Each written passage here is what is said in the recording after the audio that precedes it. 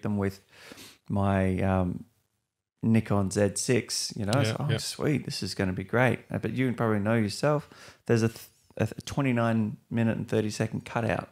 That's right. On video. So the rest of that podcast is just audio. Oh, God. Son of a bitch. I always sort of start these things with sort of how we know each other, and which is not very well at all. But exactly. There's probably a good 50-50 between people I have never met before and people that I know. And certainly the first couple of episodes that I did, you call out to everyone that you know just to get some traction happening. Sure. But you know Jai, right? I do know Jai, yeah. Yeah, I know Jai. Yeah. How do you know Jai? We've hung out a bit. He worked on a film called Dancer, which I was a producer on. And this was a film that Johnny Balaj, who you've also had on the podcast, he directed that movie. Okay, right. So that's how I knew Jai. And actually we reconnected, that was a couple of years ago, and we reconnected again maybe last year. And we'd actually talked about doing another project together. And Jai and another actor called Adam Rowland and myself had gotten together to develop a small project. And I'd worked on the script, and we'd gotten it to a point where we were all really happy with it, and we were about to go into pre-production, and of course, you know, the COVID-19 situation happened. Oh, wow! So like, this is just now. This was just like 2 or 3 months ago. Fuck. Yeah. Because when I first spoke with Johnny, who recommended Johnny to me? I want to say it was Jai as well, actually. I could be mistaken about that. Yeah, right. Because Jai reached out to me and said, I really like the podcast, you know, hey, blah, blah, blah, blah, blah. Were you the agency that you were referring to that you were giving a bit of a slam to, did that happen to be Ignite by any chance? And I was like, yeah, that's Ignite, all right. And I had a bunch of people. That was the agency that both Jai and I were with. Okay. And didn't work out for you guys? Didn't work out. Well, it didn't work out for either of us. He got let go for some insane reason, but he's better for it. And I walked away because they were a shit show, and I've had a bunch of people reach out in certain forums now, say, hey, were you with Ignite? And anyways, we got talking. I don't know how those dots got connected, but he said, oh, you should touch base with Johnny. Yeah.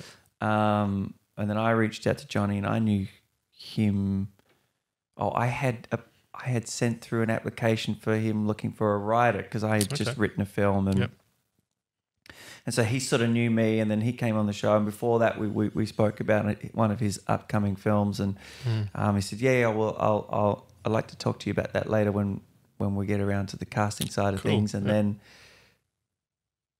crickets. Yeah, not crickets like Johnny, why haven't you called me? Like, and so I wondered what had happened. I know that other writer that he works with in New York, that project didn't work out either, who did Rage. Oh, yeah. Yeah. They've just finished that now, I think, haven't they? Yeah. Yeah, they must be looking for... They're going to do the circuit, aren't they? I think so. Yeah. I spoke to him yesterday. Johnny's been working on a couple of my short films post-production. We did a film together called Earthrise. He was the producer on. We were jumping back and forth. I was producing his. He was producing mine. Okay. So Johnny's been working on the visual effects for Earthrise, and it's become a huge undertaking. It was a very ambitious script that I had written, and looking back on it, there was a certain level of naivety on my part, I think, and all of our parts. Looking at the script now, you know, it's a story about an astronaut who comes back out of space, and once he comes back to Earth, Earth's gravity starts to reverse. So a very ambitious that's very concept, ambitious, right? And then it involved a lot of visual effects, and we've been going on that one for a while. But the visual effects are looking, you know, out of this world. Johnny's doing an amazing job. It's high level stuff. Yeah, he's very talented, man. I take my hat off to him, and he's been incredibly kind to me with his time and looking over my own projects that were having a hard time getting movement and what have you. Yeah, it really, really has been really great. Okay, so let's set the stage a little bit. You're primarily a writer, is that? That's right. Right, yeah, but you produce. I have produced, you know, a couple of things. Out of necessity. Yeah, out of necessity, and you know, to get the experience doing it and to be on the other side, but you know, also directing as well. but primarily screenwriting, primarily writing. That's my number one passion. That's the thing I love. And you like the most. Probably because it gives me the most control. Right. Yeah. You know, you're at that point where it's your ideas, and there's no external factors, right? So it's just you, it's the page and the words. But as soon as then, you know, you're taking the project to the next step, you have to, of course, collaborate. You can't make things by yourself. No way. Yeah. So you get to the collaboration point, and then you're inviting other creatives in to work with you. So. And do you like that or no? Love it. Yeah. It's cool. It's you know, it's great, man. I love bouncing ideas off people. I love being challenged by their ideas too. Yeah, that's a big part of it, right? You can't always be right as much as you think that you are. You can't always be right, and sometimes you're in it, right? And it takes a good actor, because, and I do mean that, and no disrespect to all of you out there, but it takes a good actor, or of course a good director, to go, why would I do this if I've just gone and done this? You know, and if I come in this way, but then I'm off that way. Well, that doesn't line up either. Maybe if I did it and you're like, oh yeah, I guess that's an interesting interpretation that I'd never thought about before, or exactly, or a way to say something that, you know, when you get it, especially when you're doing little pickups, you know, it's like, well, what about if let's just give him 3 different ways, and you're like, oh, that's something that's new. Exactly. Yeah. And I think, look, the other thing is your ideas, your concepts, like your script has to be falsifiable, right? It has to stand up to the tests of other people getting hold of it and getting into it, getting deep into it. And, you know, it's at one level picking it apart, because the best scripts will hold up to that. Yes. And the bad scripts won't. Totally. And, then and you have to be prepared for that as well. Yeah. To put the brakes on and do a rewrite. Yeah, exactly. Yeah. Or you know, there's small fixes, or, you know, in some cases, big fixes. Big fixes, yeah. You gotta be open to that. You gotta be willing to do it. You can't just write something and go, here, I'm done. That's it. No. My job's done. No. Especially if you're directing the film, or you're working, you know, in the next steps, or if you're producing it, or whatever. Mm-hmm. So I certainly found with my own experience, last year I finished my first draft of a feature film, and then I think I went straight to a script. What would you call it? I don't want to say, is it an editor is really just looking at the structure and the grammar. This was someone who went over the story and the characters and development. Like a script consultant. Script consultant. Yeah. I always say analyst, but a consultant. Analyst is kind of, it's the same thing. Right? Yeah. And then they really highlighted a lot of flaws and stuff. And then once I went through a couple more iterations of that, I got like 6 or 7 actors to come in and just do a big table read. I love that step. Yeah, it's a great one. That's a really good one. And then we went and started acting out some of the scenes. And then that was most surprising to me, when I was like, man, I really thought that was going to be awesome. Fucking, that doesn't work at all.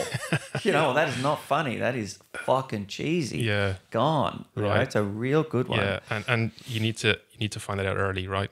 Early. Yes. Yeah. And now I'm working with a incubator, like a producer script incubator, and she's in London. Name's Julia Berg. I'm sure it's Julia. Yeah, Julia. And she is a functioning working producer who takes on the odd writer, and I mean, there's a fee, but it's not super expensive, and develops your script, and then she will actually be the bridge between you and the producers. So instead of just editing it and saying, well, best of luck, she'll get it to a point where she's happy to then go to her network and say, I've just been working on this script. What do you think? Yeah, cool. Which is especially when you don't have the contacts, is worth it. Is worth the money, I think, because I'm like, how the fuck am I gonna? It was funny. I was sitting here talking to someone, going, I'm kind of at that step where someone really who's in a position to say this has got legs or not needs to get their eyes on it and help me develop it. And just out of the blue, one of my other guests, Simone. Sorry, Simone, I don't know how to say your last name. Gachette, I think. Probably saying that fucking really badly. Said, hey, I know this woman, Julia Berg, and she's like an incubator, and she's like and I was like, oh, this is perfect. But the next step will be just thinking about that while we're talking is it's such a good exercise. I should go back and do it, of just all of the major scenes that really, really need to hold up, act them out with someone. Yeah, I think it's definitely an important step in the process. You always do it? As often as I can. Often, I'd be lying if I said I always did it. It depends on the script I'm writing, of course. Right. I've just written, before COVID-19, I'd just written this historical biopic. I'd spent a long time working on it. And, I'd spent ages working. I'd done all the research, and I'd gotten it to a point where I was really happy with it. But it was like it's like 150 pages long, right? I was like, whoa, this is too long. Oh shit. Yeah. And I'm in a lucky situation. I have, representation. I work with my manager, who is, just such a cool guy, and gives so much and is willing to put so much time in, and has so much knowledge about the way things work, over in the US, over in that marketplace. And I always bounce ideas off him, and I bounce my scripts off him even before they're ready, because I value his opinion so much that I'll say, it can help you just not spend a whole bunch of time in a wasted endeavor. Yeah, exactly right. Yeah. Exactly. So I'm thinking this, or I'm thinking this. That one. That's right. Yeah. And again, it's part of those tests that you want to set up for your screenplay before it's ready to go out, I think. So I'd given him the script, and he liked it. He said, "This is great, but number one note, it's too long." Yeah, I got the same. Cut out 30 pages of it. Cut out 25 pages of it. So I did that, and spent a bunch of time kind of rewriting it and getting it down. Getting it down to its essence. What am I trying to say here? But you're basing it on an historical event. You do have a certain amount of kind of obligation to tell it like it was. Right? Yeah. You have to dramatize it to a certain point. But at least I felt that I had to, tell the truth of the story itself. Yeah. I couldn't just go and make a bunch of shit up, right? I mean, you can do that to a certain level, but... Yeah, just for cinematic, magic. Exactly. Yeah. Exactly. So I got it to the point, I think I got it down to 120-something pages, and I said, this is it. I think it's ready. And then I sent it out to a consultant for a review. Yeah. To see what the feedback would be like. And we got great feedback. And my manager they were about to take it out on the market over there. Literally, we were about to take it out. And, I think I'd sent him a message, and I made a quip about, I wonder how this COVID-19 situation is going to play out. And, kind of literally, literally the week before everything got locked down. That was it. On hold for now, so. Well, yeah, but you know what? I had a really great Zoom chat with my new agent. She's based in Perth, Creative Soul Management. And she sounds, Hayley is very much like what your agent sounds like. She's just, it's what I've been looking for this whole time, someone who is as invested as you. Yep. So she'll kind of match that investment. That's my take on it, and that's all you can ever ask for. But that situation where you're driving hard and your agent's going, maybe, whatever. Yeah. She's not. But anyways, we had this big Zoom chat, and she was talking about what's happening out there in the industry and what it will be like on the far side. And one of the pros that may come out of it is that America has been smashed so hard, and that they're going to have really stringent lockdowns on people coming in and people going out, that a lot of their productions may be outsourced and shot out here or in New Zealand with local crews and what have you. And that there's talk of them building a soundstage in Perth now as well, which is great for the Perth team out there, because fucking hell, I'm from Perth and it's a struggle. It's amazing if you're living there as a working actor. I mean, you're one of 5, maybe. Yeah, right. You know what I mean? It's just brutal. And that all of the major production companies are fully booked for the next, 18 to 24 months. That's great. Yeah, and that but there's a percentage of projects that, all the ones that got put on hold, plus all this, in stimulus packages that have been injected into new projects, and there's just going to be this, but there will be a bottleneck, and that's what she said. That's where we could pick up a lot of work. It's just they're not even able to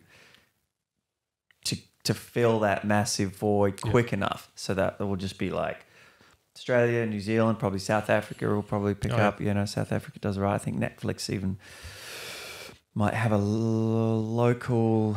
I'm really talking out of my realm of knowledge, but when I spoke to Julia about my film, which is set in the Kruger National Park, she said the go is to pitch it to Netflix because they have a certain obligation to investment in South Africa with South African crews and what have you. That's great.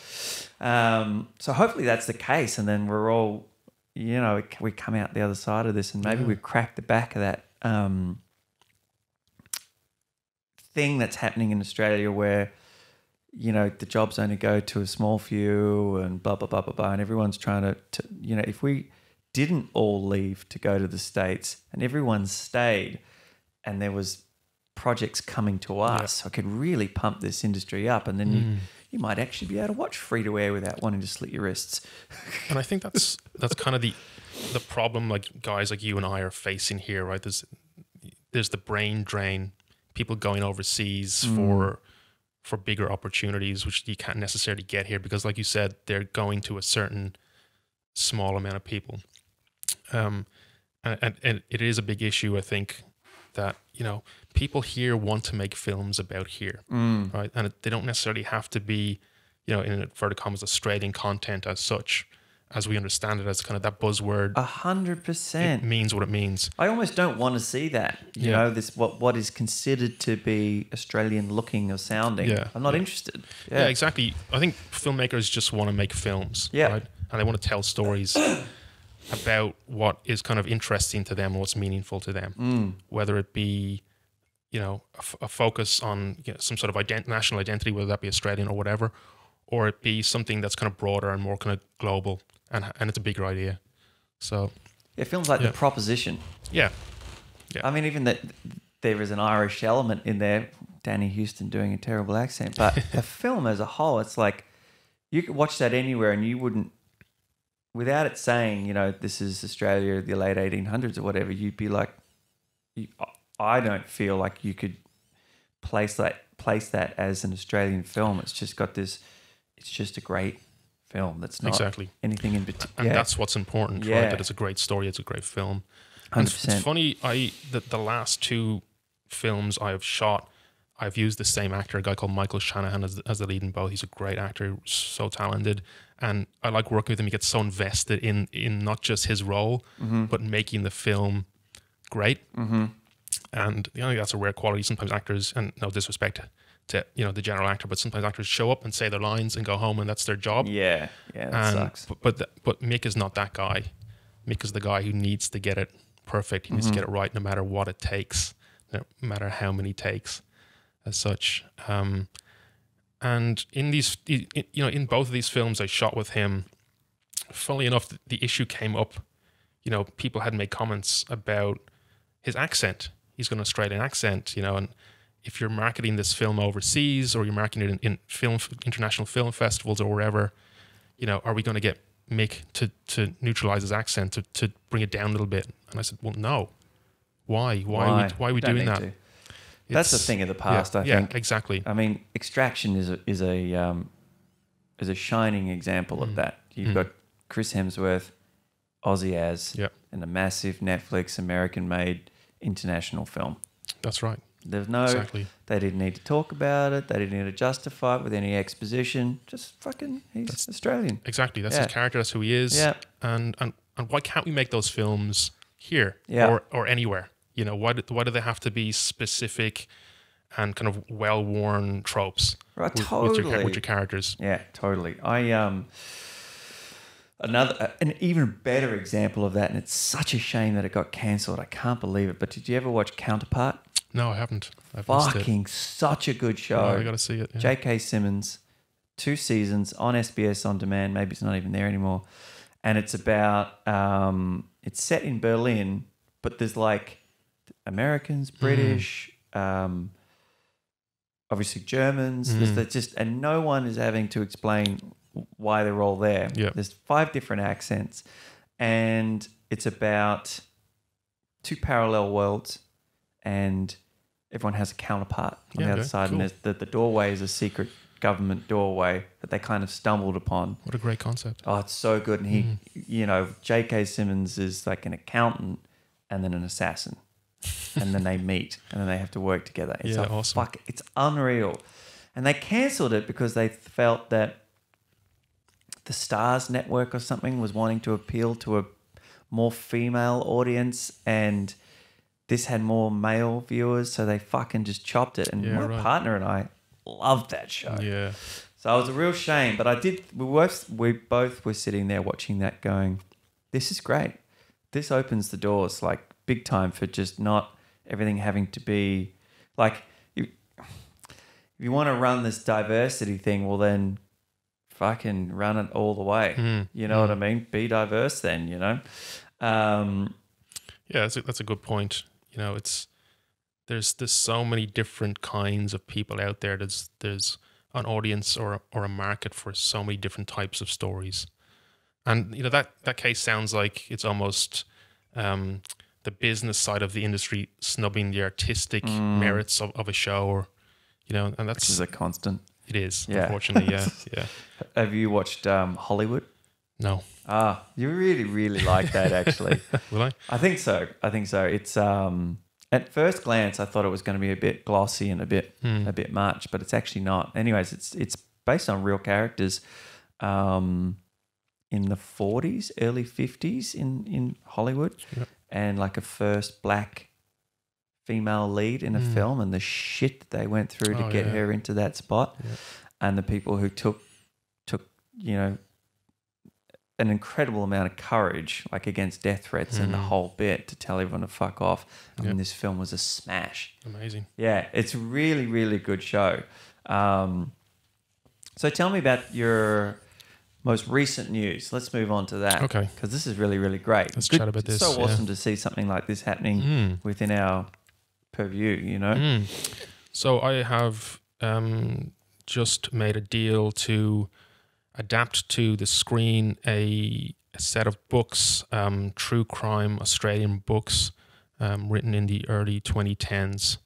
And the plan is to write a pilot, make it a TV series. Oh, great. And these are some stories about the author, first of all, he was a former detective, a New South Wales detective for, I think, 24 years, and he became a police prosecutor. And one of the books, Seven Bones, is the story of a murder investigation that took him, I think, about, not him, just the police, the team, the department. The department. Yeah, he was kind of the main driving force behind it. It took him, I think, 15 years to solve this case. Shit. And what was, you know, it's really an amazing story at one level, but it's also very bizarre at another level. He had initially got involved in it. The killer's first wife had disappeared. She was a missing person, and he had started to investigate that. And the case went cold. It went nowhere. And I think it was then 3 years later he was called back to the same house. And the the alleged killer in the second case, his wife they found her in their bedroom, burnt with a rope around her neck, or a cord around her neck. So this guy had gotten his first wife had disappeared, his second wife had died or been murdered under some very suspicious circumstances. And at that point, the detective, the author, knew that this guy's a serial wife killer. And when did this happen? This happened in the 90s. Shit. Yeah, it happened in the 90s, and I don't remember any of that. Yeah, it was a huge story at the time. Apparently, we were all consumed with Sarah Spears. Yeah. Okay. Anyways, there was a serial murderer in Perth in the early 90s, and he did 3 in a row, and that was like, as you would, all you ever heard. I'm surprised no one's made a film about that, actually. Yeah, right. Yeah. And there's definitely an audience for this. These especially films, right? now with like podcasts content being like the most successful podcasts are about true crime. And the interesting thing is, these books, they were bestsellers at the time, and then they've kind of retaken off again. The publisher told me that books like this have a certain life, 3 or 4 years, and then they kind of just taper out. Right. but maybe because of the situation we're in, where people are kind of confined to their homes and domestic violence. There's a light on that now. Yeah. That might have something to do with it, but that's terrible. it is. It's look, I read the first book, and parts of it are dark and difficult to get through in terms of the content of it. Mm-hmm. The descriptions of what he did. Oh, right.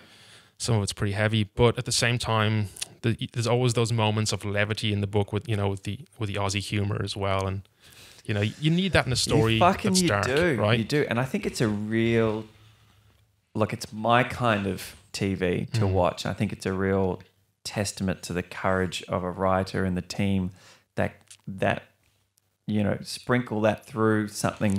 You need it. So hectic. Yes. And then that's what's so great about that internal conflict of watching that and going, fuck, I'm laughing at this moment and I'm loving it. And this is, I don't know, am I a good person or not? This is, you know what I mean? That's right, yeah. And that's awesome. Well, I think, in a story like this, you can't just have constant, really difficult moments to get through. You need a release. You need a release in there. Yeah. And it's kind of like the way any well-written piece is structured, right? You're ramping up the tension, and then it gets to the point where you need to release it. Yeah. And that's part of hooking in the audience as well, right? Establishing that conflict and then resolving it, and then onto the next story question or the next story conflict.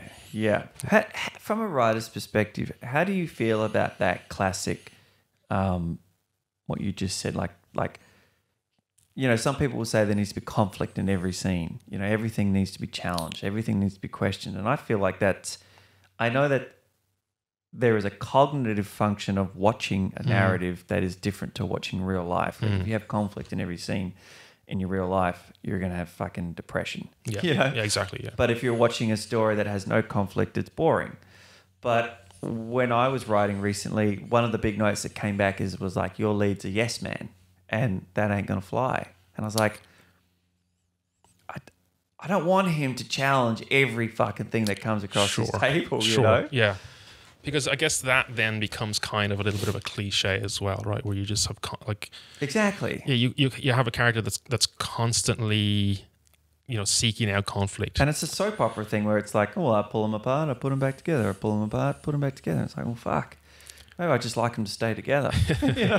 Look, from a writing perspective, I think what you're going to, you have all these rules of writing, okay? And you go, your picks are 22 rules or whatever, and John Truby has like X amount of rules in his book. I think the best rule I've ever come across, and it's the one I always stick to, is don't be boring. Yes. Right? That's the number one rule you got to follow. Yeah, emotional investment. Exactly, yeah. If it doesn't matter how you do it, just get people to care. Exactly right. Yeah. And you're right, it doesn't matter how you do that. Yeah. Pulp Fiction, right? You got your Pulp Fiction poster up there. I think it's, one of the beginning scenes of that film where you have the Sam Jackson character and that they're going to in the car, right? Talking about double cheeseburgers and that kind of stuff, and he's coming back from Amsterdam. What a fuck quarter pounder is. Exactly right. System. What's great about that scene from a writing perspective is there's hardly any exposition in it, right? You have two guys traveling in a car, talking about their everyday lives, right? They're a couple of killers, instantly relatable, a couple of assassins. I think it's at the very end when they get out of the car and they open up the trunk where they pull out the guns. That's when they start to kind of talk about it. That's when they get down to business. Yeah. But the setup for that scene has got nothing to do with what they're about to do, what they're about to get into. It's Tarantino's follow that rule. Don't be boring. Yeah. Right. It's just an interesting scene because you're getting to understand who the characters are. Well, without them having to tell you what they're about to do, without them having to give you any kind of exposition at all. And it broke a lot of rules, right? Like, I think, and then I wouldn't know, so correct me if I'm wrong, but watching that for the first time, you were like, huh? Yeah. I'm relating to the killer now? Yes, yeah, exactly. Who's totally a bad person? Yeah, that's right, yeah. But they still get hung up over the nitty-gritty of pronunciation of words and whether a foot massage is crossing the line or whatever. Exactly. And you're like, well, it kind of is. Yeah. That's right. That's the kind of techniques the writers use there to get you to empathize with the characters. Yeah. It's it's genius. It's great. It's he's great. It's such a memorable scene. I mean, the whole film's memorable. And I think that's what you have to do. You have to understand the rules of writing, and then flex them a little bit. Yeah. Yeah. I think that was probably, when you probably remember this yourself. I don't know what your training was, but when I came to so one of the things that this podcast is about as well is talking to people who have been forced into, like we talked about earlier. You said you were forced into producing out of necessity.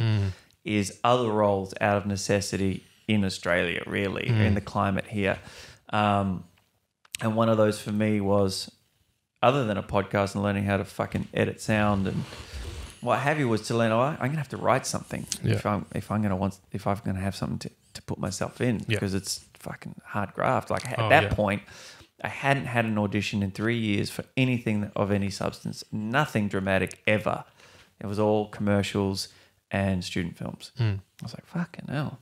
So anyways, and I'm sitting down and I'm going, how do I even start? Like, I've got an idea, but how the fuck do I put it to page? Like, how do I start writing dialogue for the first scene that I don't even know? Like, all I know is where I want to end. Like, typically, and as when I was a kid, I wanted to be a comic drawer and I was studying to be an illustrator of some description. I would always work in reverse at the end thing and then go backwards. Which is the kind of perfect way to write, actually. I think so, yeah. And it wasn't until I read Save the Cat that gave me that foundation. And then I put that on a whiteboard and it forced me to link it all together. And then, just like you said, you can... Well, for me, that really helped. I had a blueprint that I could... Well, okay, well, then it's the theme stated. Okay, so how do I state that theme? Cool, that's how the dialogue goes. And then, well, now I need something to push into the second act. Oh, that's what a second act is for. You know what I mean? I didn't understand that. And that can only come, I think. I mean, you can be trained up to a certain point. It's like swimming, right? You can't swim unless you dive into the pool, right? It's the same. It's the same with filmmaking. I went to film school, right? I spent a couple of years in film school in Sydney, and you come out of film school thinking you know how to make a film. You go to make your first film, you're like, what am I doing? Shit show. Yeah. So there's, it takes experience, man. It takes you getting in there and doing it. It's the same with writing. It's the same with anything. Yeah. And I wrote, I started writing, and I still have the first screenplay I ever wrote. And I'd be embarrassed to show it to anybody now. You know what I mean? Like, full disclosure. But looking back on it, I recognized that I was trying to do something. Totally. I didn't have the tools to do it back then. Yeah. And it's not until you write and rewrite and just keep on going. Yeah. Till you're fine tuning. And you're refining and you're honing your craft, and that's really what it comes down to. Totally. Like the same for my photography career and for acting. If I go back and look at the first sort of swimsuit shoots or whatever that I did, my model choice was terrible. My lighting was terrible. My physical compositions. I don't know the fuck how a woman moves, and at that point, and how to. I'm just like, woo, that's fucking bad, man. That's real bad. I would be ashamed, not ashamed, but I wouldn't show anyone either. And same with my original work at TAFTA, the stuff that we filmed in class. Fucking hell, giant pauses with that. So dramatic. Yeah. Rubbish. Absolute rubbish. But if you're not making mistakes, you're not going to learn anything, right? You're never going to improve. You can't. There's nothing to fix then if you don't recognize your own mistakes, and you're going to stagnate, which is what you never want to do. No, you've got to keep moving, and that's why it's and as hard as it is, and I'm certainly not going to say that I do this to the level that I should.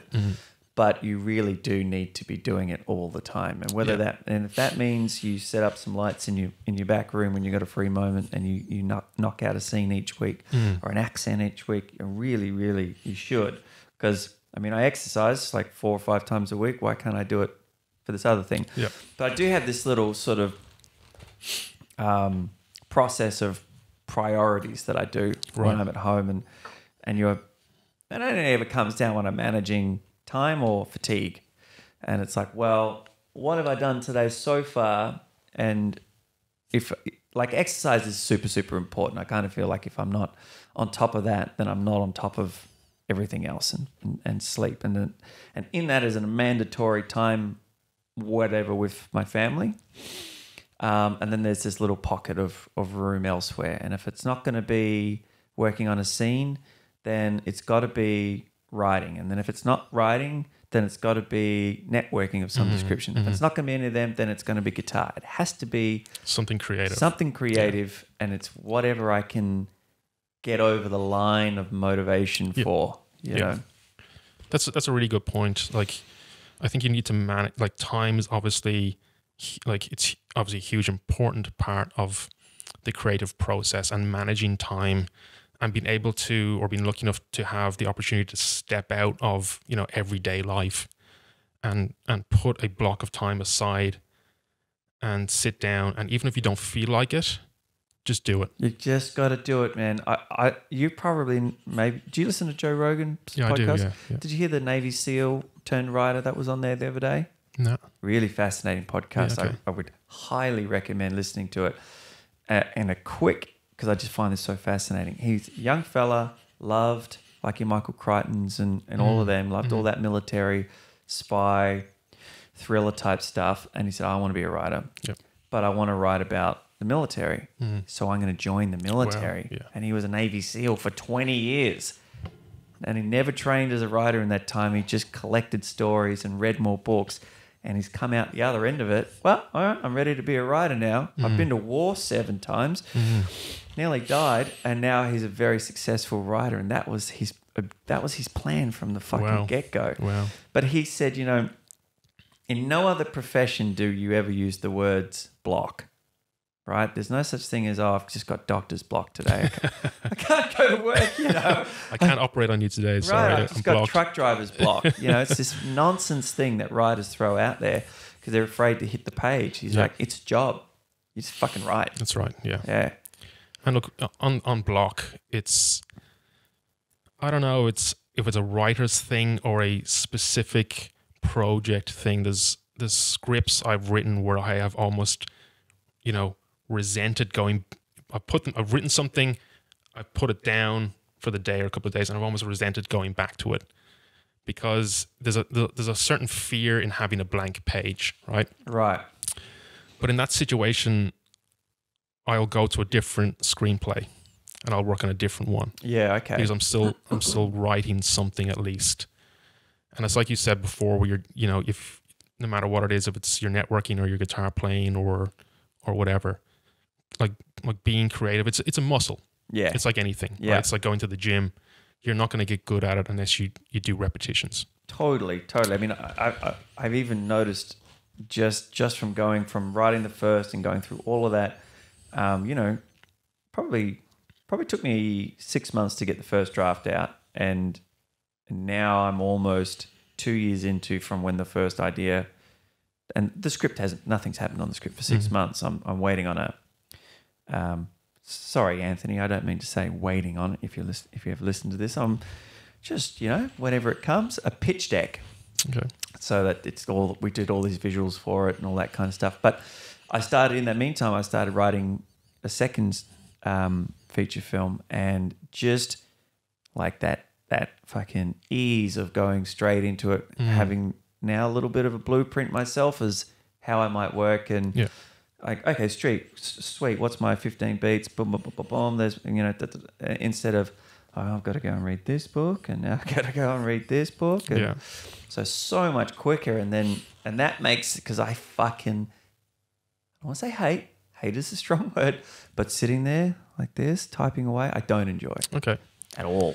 So that's the part I do enjoy. Right. I like sitting there typing, being alone. I'm a real introvert, so I like being alone. Right. I like. Now that's back to that thing I was saying earlier on. Is, you know, my favorite part is when it's you and the script and no outside influences, right? Because that's when you have the power of creativity, right? And you're just limited by your imagination.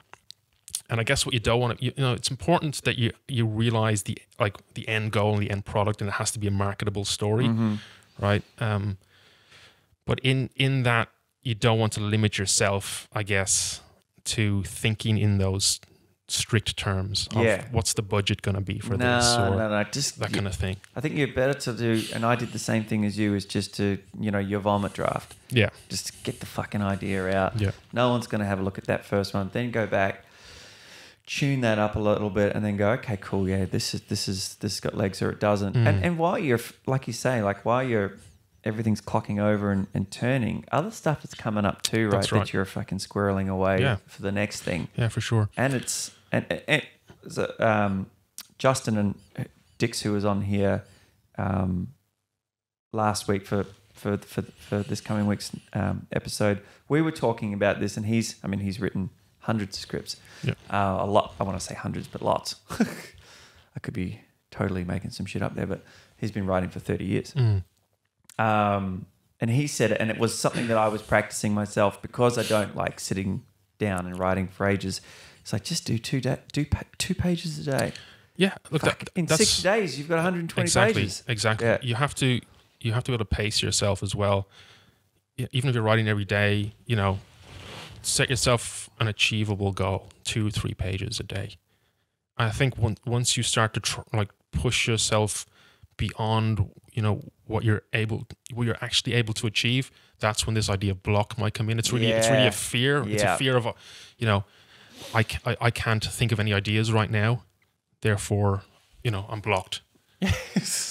Yeah, that becomes like a self-fulfilling prophecy. It does. Whereas if you are just going into writing because you genuinely want to write it, you have a passion for doing it, and the kind of outcome, the end game is secondary to that. That's when you're going to that's when you're going to do your best work, I think. At least that's the way it's been for me. You know, it's when you first kind of start out and you have these dreams of making it in Hollywood, whatever that means. You know, that's the number one thing you have in your head, and how you get there is kind of the secondary goal. But you got to turn that. You got to flip that. You got to be about, I want to write something great, or I want to make something great, and you know, wherever that leads, that doesn't matter. If that leads to, you know, Hollywood, or if it leads to wherever, so be it. Exactly. Yeah. You know, you got to be passionate about what you do. I think that's the way it is for me. Well, I couldn't agree more. And I have this real what's the word I'm looking for here? Like a belief system, or a take on the business that I think there's two kinds of, well, more for the actors probably, and it's like whether you're an entertainer or you're strictly an artist. And I think what I mean by that is like, and I feel like there's a path that could be a little bit littered with trouble or depression or the wrong choices if you're always looking to entertain. Yeah. You know what I mean? Because then that's all you're going for, and you're letting the people decide what you create. That's right. As opposed to you just being an artist and hoping that they like what you do. Yes. Yeah, and exactly. I think that's the better way to roll. Expectation can be a bit of a killer, I think. Right? You know, you're expecting an outcome out of something, and that you might not get it, and then when you don't get it, your ego gets very bruised. Yeah, totally. And also and like, but even if we don't realize it, we are still, like when you talked about, you know, taking it from as you're writing and thinking about how, you know, how's this going to get made, how much is it going to get cost, and like the current, especially now with the current climate, it's like, if it's not regional and it's not diverse and it's not politically poignant, you're not going to, if no one's going to give you any money to make this fucking thing. So it starts to infect what you write. Yeah. You know what I mean? And look, that can be good and be bad. I think there's definitely an element of marketability that you have to almost train yourself to write that way. And it's not a bad thing, it's a good thing, because ultimately you want to get your screenplay, you want to see it on the screen, right? It's not just a self-contained document. So you could almost write within the given circumstances of the climate. You know what I mean? Find something inside that still you feel really passionate about, because yes, you're right. Ultimately, you're no good to anyone or yourself if nothing ever makes it to the screen. And your script's just going to sit in a drawer for the next 20, 30 years. But I stuck to my guns. You're on the dole, dude, you know? But in saying that, like, what, ask yourself what makes a good screenplay, right? And your concept is going to be number one. Okay, so you have to come up with a concept that is got to be somewhat marketable, and it's got to get people excited, right? And you want to be writing characters that actors are going to want to play, especially in, say, the Hollywood system, for example. What gets films made is when an A-lister signs on, they read the script and they go, I want to be this guy, I want to be this role. It's you almost want to be thinking that if X actor reads this, do they say yes to it? And that's what's going to get your movie made. So you're going to have to write roles with that in mind. But at the same time, you want to be writing roles anyway that are going to get actors excited no matter what. And you're going to want to write a concept that's going to get people excited to be involved in your film. And that's what I've found when, making short films, working in the independent scene, the independent filmmaking scene in Melbourne. There's not a lot of budget involved, right? Let's be honest. So how you get around that, at least how I've gotten around that, is I've always tried to write things that people will say, yes, I want to make this film. I want to be involved in it. It doesn't matter if I'm not getting paid or not getting paid a lot of money. I want to make the film. I want to work with you to make the film. Yeah. And it goes for not just your actors, but your crew, your cinematographer, your production designer. You want to have scripts, I think, that are going to get people excited to be involved, and that's what it's, at least that for me, that's what's gotten my films made. Right. Because you might Earthrise, for example, right? The one I was talking about earlier on, we're doing the VFX at the moment. That could have been $1 million short film. Right. Yeah, with all the effects. Yeah. It wasn't because who has $1 million to make a short film? No, fuck way. Nobody. No. Most people don't even have $1 million to make a feature film. No way. So we had to be, first of all, again, it's about making what I was saying earlier about making your script falsifiable, stand up to all these tests. We had to do that. We had to write a script whereby people were going to go, yes, I want to make this script, and that's how we got Richard Norton involved in that film. Oh, I love Richard Norton. Yeah. He's such a great guy. Legend. Yeah, he's a legend. And he had worked on Dancer with Johnny and myself. Yeah. And I remember the first time I met him was when we were doing some of the fight choreography for that. And I think Johnny might have mentioned in his podcast when you spoke to him that Richard had come down to one of the gyms to kind of oversee some of the choreography. And I was there that night as well, and got the chance to chat to him. And I made a quip. Oh, so what are you working on at the moment? And I think he just done Ghost in the Shell, and he's just like, oh yeah, I just was how cool is that? I was working with Scarlett Johansson last week. I was in his stunt course, in his fight choreography course, and he showed us footage, and I don't know if he was supposed to, but it's out now, so it doesn't matter. But it was so good, and the stories that he had to tell, but he was great. Yeah. And so when it came to making Earthrise, and Johnny and I were working together, in developing it, we were talking about who we're going to cast in one of these roles. And I thought, Johnny, why don't you just, run the script by Richard and see what he thinks of it. So he did. And I got a phone call, and Johnny's like, well, Richard wants to meet. He wants to have a chat about the script. So I thought, okay, cool. That's really good. So we got an invite round to his house. We went round to his place, and you knocked on the door and he answered, and he invites you in, really polite and nice. I'm walking down the hallway, and there's an umbrella stand, and it's not full of umbrellas, it's full of katanas, That's cool. That's awesome. And he has all his martial arts paraphernalia and pictures of people, and I thought, wow, this is really cool. And we sat down and, we had some tea. His lovely wife was there and she made us feel really welcome. And we had a chat about the script, and I had it storyboarded at that point. I commissioned some storyboards and worked with a storyboard artist to really come up with some, like really strong visuals, because sometimes you're dealing with a concept that people don't really understand. There's a certain kind of translation that's lost from the page to visualization, right? So that's where your storyboards can come in to bridge that gap. Yeah, fuck, it's cold, isn't it? It is, man. Yeah, I'm shivering. Sorry. And so we sat down with him, and he'd read the script, and I showed him the storyboards, and he was very coy about the whole thing. So yeah, this is this is interesting. Was it just part of a move? I think so. I don't know, but I came out of the meeting with him and John, and I had a good feeling about it. I thought, look, if he signs on, he signs on. If he doesn't, he doesn't. And a couple of days later, Johnny rang me and said, yeah, he wants to do it. Legend. So that's how we got him involved, and that was a really interesting shoot. And again, if I had have known how, not how much work, but how difficult the things we wanted to do were going to be.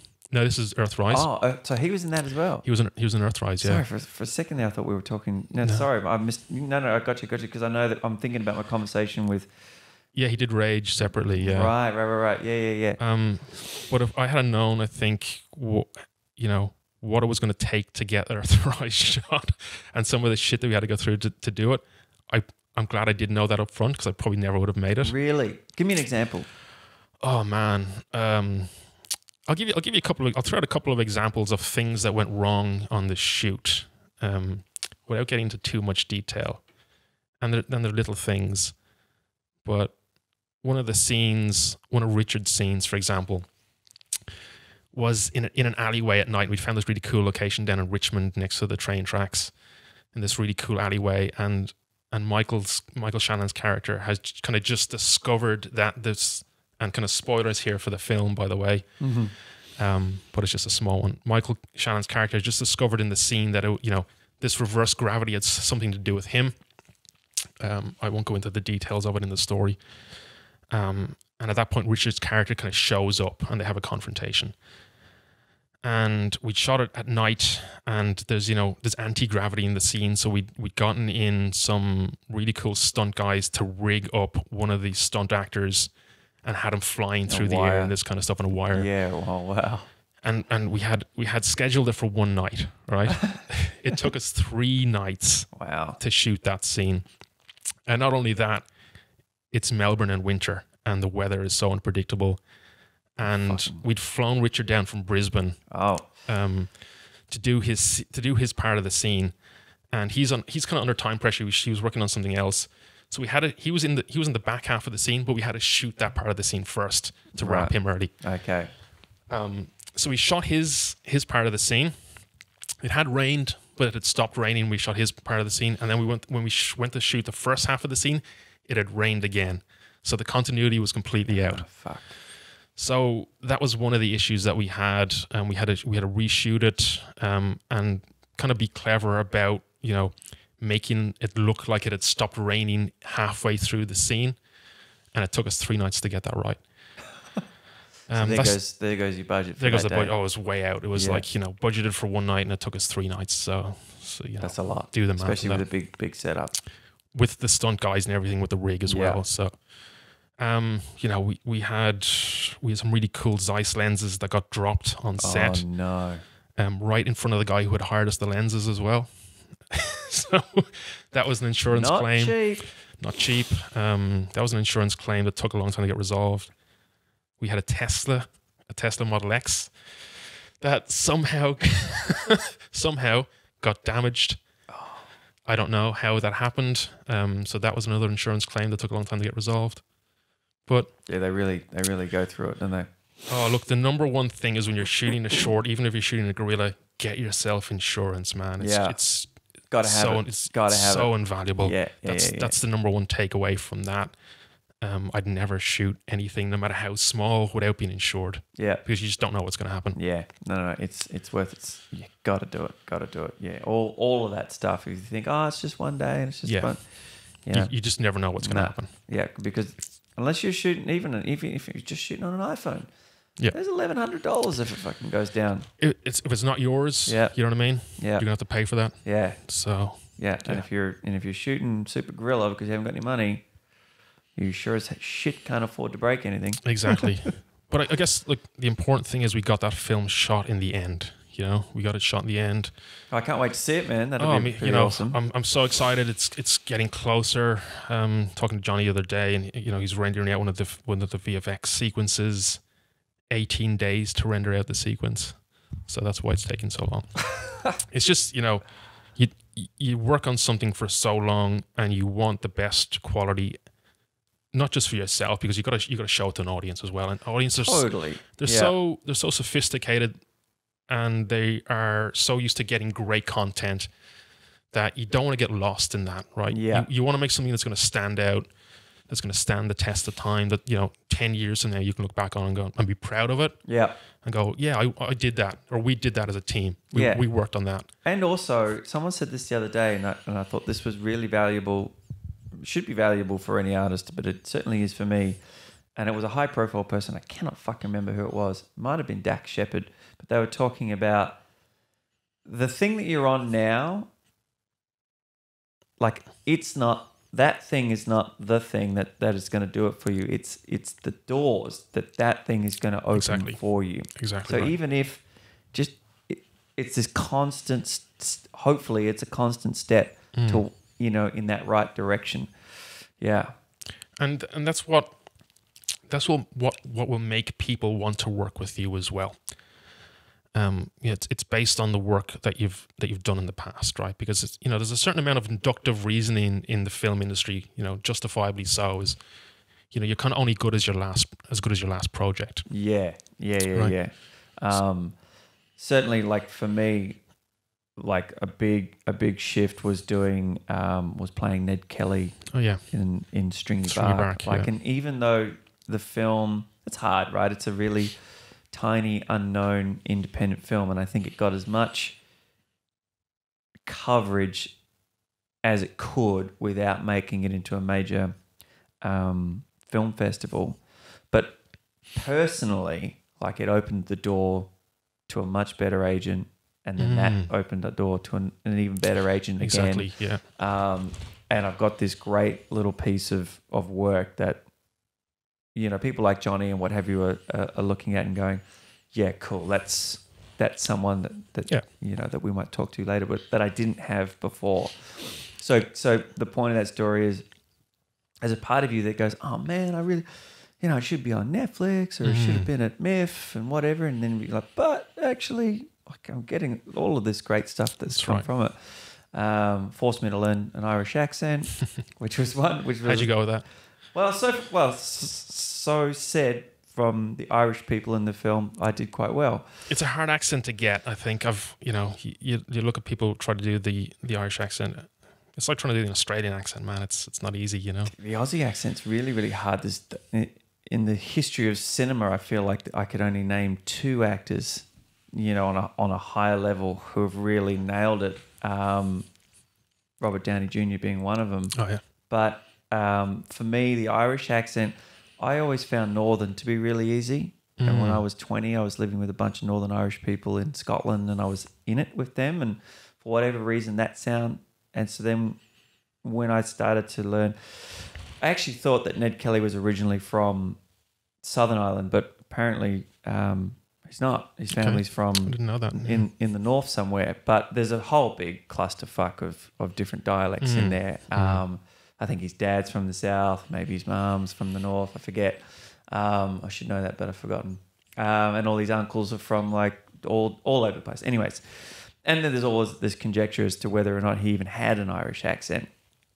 But I found the southern part at the beginning really tough. Like I took one lesson online, and I was doing these recordings of myself, and I was like, this is fucking shit. I don't know if I'm going to be able to do this. And then I went back to my notes. This was a really interesting exercise for anyone who's trying to wrap their head around a dialect.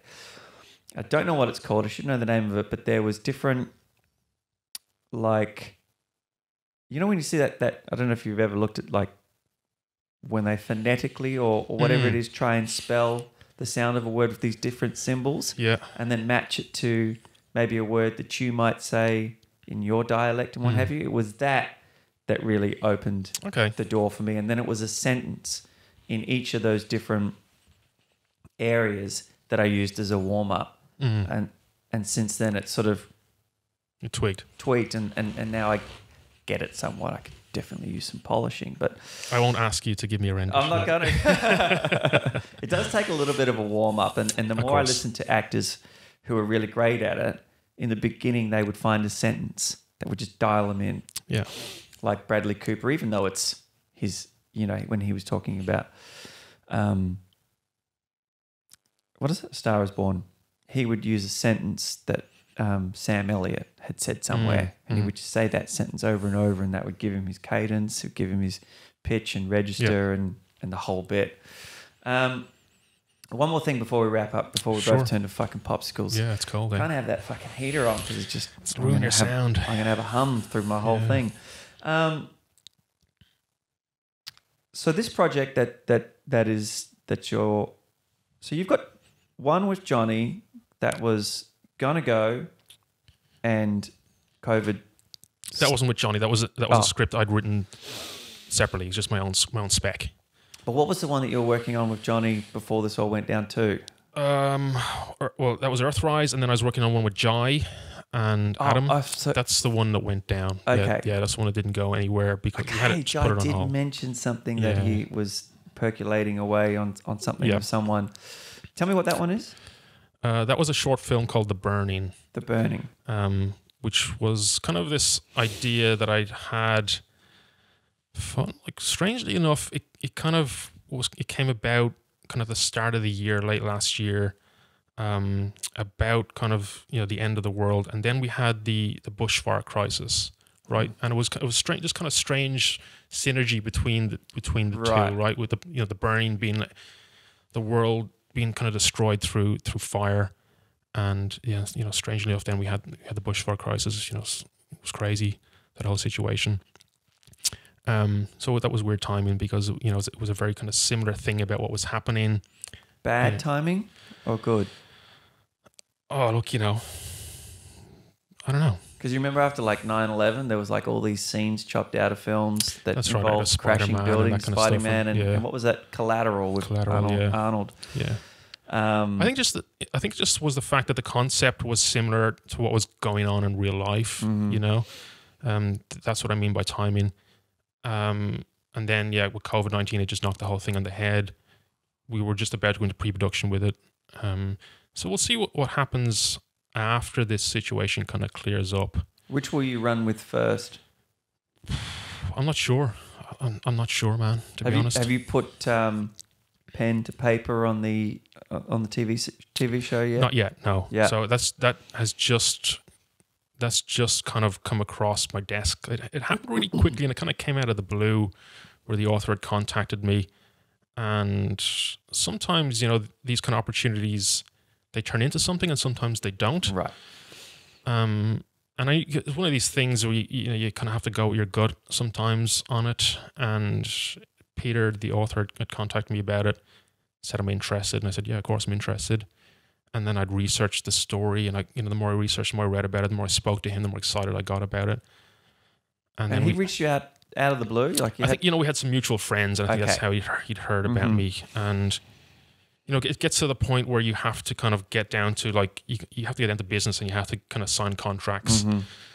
And there was a contract there that went back and forth, that not all kind of parties agreed on, but where there's a will, there's a way. And both Peter and I were really keen to work with each other, and so we made it happen, and we nutted it out, and we got it done, and that just got signed like this week.